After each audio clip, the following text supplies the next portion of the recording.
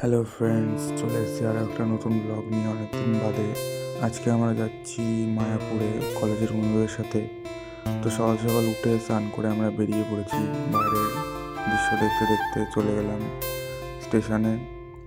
আমি আর অয়ন ভাই পৌঁছে গেলাম এখন স্টেশনে। এবার এখান থেকে ট্রেনটা ধরবো কৃষ্ণনগরে যাওয়ার জন্য।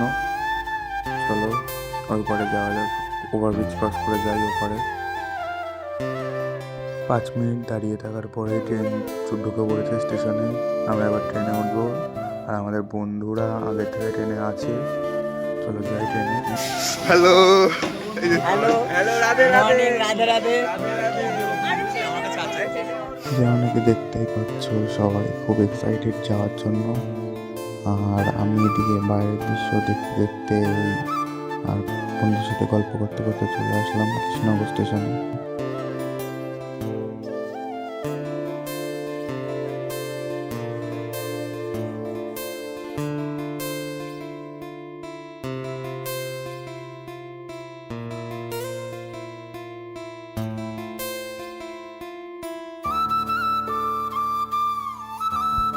স্টেশনে সবাই নামার পরে স্টেশনের বাইরের থেকে টোটো ধরে আমরা চলে আসলাম ফেরিঘাটে। নৌকোয় উঠে হাসি ঠাট্টা করতে করতে আমরা ঘাট পার হয়ে গেলাম। আর ঘাট পার হয়ে ওপার থেকে আমরা আরেকটা টোটো ধরে নিলাম।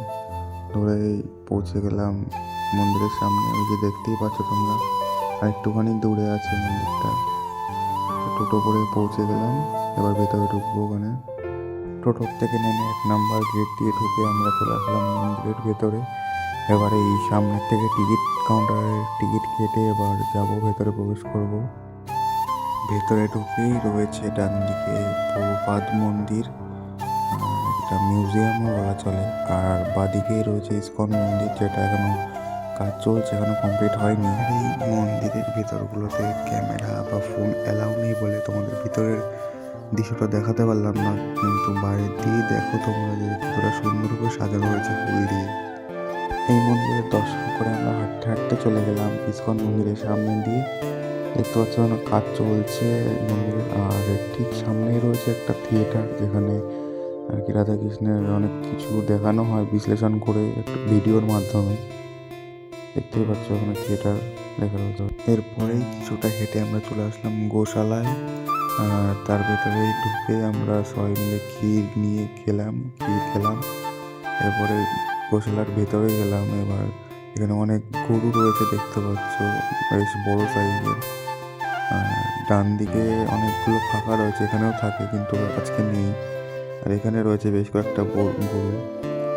তো আমরা এদেরকে সবাই আদর করছে, আমরা একটু আদর করবো। খুব শান্ত গরু দেখতে পাচ্ছি। দেখো কিছুই বলছে না, আদর করছে, কিছু বলছে না, খুব আরামসে আদর খাচ্ছে। আর গোশালা থেকে বেরিয়ে কিছুটা এগিয়ে আমরা গেছিলাম এই মন্দিরটা। ডান দিকে দেখতে পাচ্ছ এখানে রয়েছে রাধাকৃষ্ণের মূর্তি, যার ভিতরে আরতি হয়।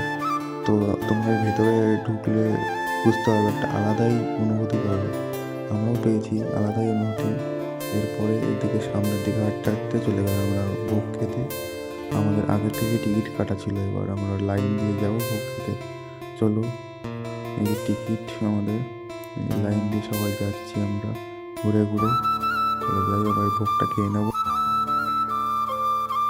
আমরা দুপুরের ভোগটা পেয়েছিলাম গদা ভবন থেকে। আর এখানে দেখতেই পাচ্ছ ভালোই ভিড় রয়েছে। আমরা ভোগটা খেয়ে নিয়ে ফটোশ্যুট করে আমরা বেরিয়ে পড়ি নবদ্বীপ যাওয়ার জন্য। আর ওখান থেকে এবার ফেরিঘাটে এলাম, ফেরিঘাট থেকে ফেরিতে করে যাচ্ছি। আর এবারে দেখতে হবে তোমরা মূল আকর্ষণ, যেটা আর কি দুটো নদীর মিশ্রণ, যেখানে দুটো নদীর রং আলাদা কিন্তু মিশে যায় না। এ দেখো দেখতে পাচ্ছ ওই দিকটা রয়েছে এক রং, আর দিকটা রয়েছে এক রং। এই দেখতে দেখতে আমরা চলে গেলাম নবদ্বীপ। আর নবদ্বীপ আর মায়াপুরের ভিডিওটা একসঙ্গে করা সম্ভব হয়নি, কারণ ভিডিওটা অনেকটা বড় হয়ে যাবে, তার জন্য দুটো পার্টে করেছি। তো তোমার সঙ্গে দেখো, মায়াপুরের ভিডিওটা দিলাম, নবদ্বীপের ভিডিওটা আসছে খুব শীঘ্রই।